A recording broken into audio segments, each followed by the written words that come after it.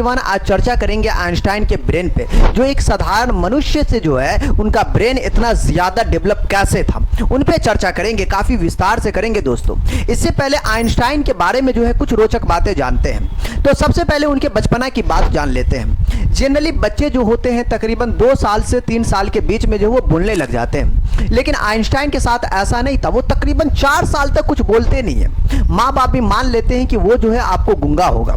लेकिन एक दिन की बात है, जब डिनर पे जो है आइंस्टाइन और उनके माता पिता जो है आपको डिनर करने के लिए जब रात में बैठते हैं, तो अचानक से जो है आइंस्टाइन कहते हैं सूप इज वेरी हॉट, मतलब सूप बहुत गर्म है।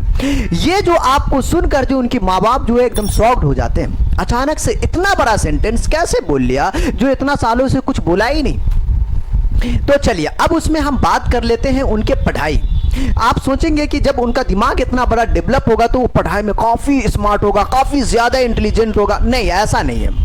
वो बचपन में जो है पढ़ाई में काफी ज्यादा कमजोर थे। उसे समझिए कि भूलने की एक तरीके की बीमारी थी। वो अक्सर किसी न किसी चीज को भूल जाया करते थे, और खास तौर पे जो रट्टा मारने वाले जो सब्जेक्ट होते ना, उनको सबसे ज्यादा वो तकलीफ देता। हाँ जी, वो ऐसे थे जब वो बड़े हो गए थे वो अपना नंबर तक जो है ना याद नहीं रखा करते थे। तो वो चीजें थे। बचपन में जो है उसे लोग आपको मंद बुद्धि, टीचर मंद बुद्धि कह के बोलते थे कि भाई उसे जो है ना मतलब समझ में नहीं आता था, मतलब रट नहीं पाते थे वो चीजों को।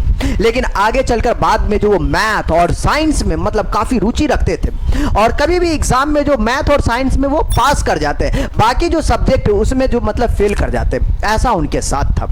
अब बात करते हैं अल्बर्ट आइंस्टाइन के योगदान के बारे में। उसने थ्योरी ऑफ रिलेटिविटी का सिद्धांत दिया, तो परमाणु बम बनाने में जो है काफी ज्यादा मदद मिली। उसके बाद जो उनका सबसे फेमस E बराबर mc², जो आपको फिजिक्स का ये सूत्र है, और ये सूत्र जो है ऊर्जा और द्रव्यमान एक ही है उसको ये साबित करते हैं। और ये मैथ, उसके बाद जो है मैथ और साइंस में जो है इनका काफी बड़ा योगदान रहा। अल्बर्ट आइंस्टाइन के दिमाग के बारे में, आइंस्टाइन चाहते थे कि मेरी बॉडी के जो है किसी भी हिस्से पे मतलब आपको रिसर्च ना हो। अब आता है साल 1955, जब आपको आइंस्टाइन का डेथ हो जाता है। उनके मृत्यु के पश्चात डॉक्टर हार्वे, या फिर आप नाम याद रखिए थॉमस हार्वे, जो है बिना किसी अनुमति के, बिना किसी को बताए उनके दिमाग को चुरा लेते हैं। वो जो है डॉक्टर हार्वे जो है उनको मतलब आपको आइंस्टाइन से काफी प्रेरित थे। वो चाहते थे कि उनके दिमाग पे जो है रिसर्च हो, ताकि पता चले कि एक साधारण मनुष्य और जो है आइंस्टाइन का जो आपको दिमाग है उससे क्या डिफरेंट है, क्या चीज है, वो जानने के लिए एकदम बेताब थे। इसलिए उनके दिमाग को चुरा लेते हैं। उसके दिमाग को चुराने के आपके आरोप में जो उसे अपने नौकरी खोना पड़ जाता है, लेकिन फिर भी उसे अनुमति नहीं मिलता है रिसर्च करने के लिए। तो बाद में जो है उनके दिमाग को जो है एक जार में आपको कैद कर देते हैं, मतलब आपको रख देते हैं। उसके बाद अब आता है साल 1975 दोस्तों, जब उनके बेटे जो है उनको अनुमति दे देते हैं कि आप जो है उनके दिमाग पे रिसर्च कर सकते हैं। तो डॉक्टर हार्वे क्या करते हैं? डॉक्टर हार्वे सबसे पहले जो उनके दिमाग को वजन करते हैं। डॉक्टर साहब जब वजन करते हैं तो पता चलता है कि भाई उनका जो दिमाग है वो तकरीबन आपको जो है 1230 ग्राम है, और जो साधारण मनुष्य जो होते हैं उनका दिमाग तकरीबन 1400 ग्राम से लेकर 1500 ग्राम होता है। ये देखकर डॉक्टर साहब शॉक्ड हो जाते हैं कि इनका दिमाग इतना डिफरेंट है एक साधारण मनुष्य से।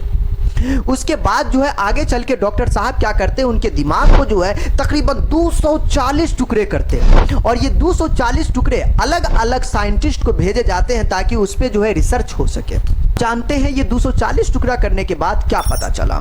उनसे पता चलता है कि जो आम इंसान है उससे ज्यादा इसके अंदर आपको सेल है दिमाग में, और उसमें न्यूरॉन की संख्या भी आम इंसान से काफी ज्यादा है। बाद में और रिसर्च करने के बाद पता चलता है कि जो उनके दिमाग है उनके अंदर आपको सेरिबेरल कॉर्टेक्स नाम का, जो हिंदी में उसे कहते हैं परम मस्तिष्क या फिर सेरिबर्म, बहुत फेमस है ये सेरिबर्म या फिर परम मस्तिष्क, आपको ये हिंदी में कहते हैं। ये जो है आम इंसान से काफी ज्यादा डिफरेंट और कुछ ज्यादा अधिक भी है, और इस भाग को ही बुद्धि और चतुराई का केंद्र कहते हैं। और इसमें जो है आपको जो है सोचने, समझने, चतुराई, इन सब की शक्ति होती है, जो इसे आपको कंट्रोल करने का आपको क्षमता होता है।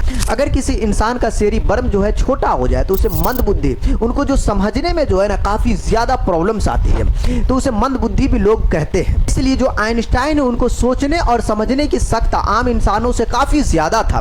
वो है बड़े से बड़े मैथमेटिक्स के क्वेश्चन को जो है बिना कॉपी पे लिखे हुए वो सॉल्व कर दिया करते थे। और आज भी आइंस्टाइन के जो दिमाग है उनको आपको म्यूजियम में रखा गया, तकरीबन उनके आज भी 46 टुकड़े प्राप्त है। तो दोस्तों आज आपको आइंस्टाइन के दिमाग के बारे में पता चला, कैसा लगा आप लोग हमारे कमेंट बॉक्स में जरूर जवाब दें।